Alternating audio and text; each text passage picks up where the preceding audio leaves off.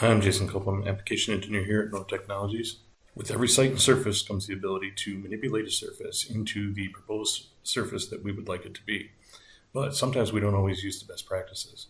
So in this course, we're going to run you through some of the best practices that we've found to be most helpful. A couple of things we'll cover are the differences and the importance of the different types of break lines, be it 3D polylines or feature lines.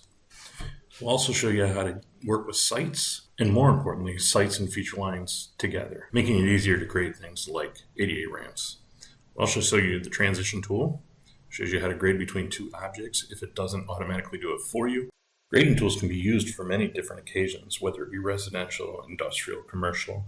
They can be used on building pads, parking lots, curb lines, anything that may need some grading to an existing surface or to build your proposed surface. One of the main focal points of this class is to focus on the things that change the way the surface look, that being feature lines and 3D polylines. This class is full of hands-on projects, anywhere from residential ponding to commercial or industrial parking lots. Maybe you're not necessarily drawing these projects and you're just looking to get some information out of the drawing that somebody else has already created between two surfaces, figuring out your cut fill calculation.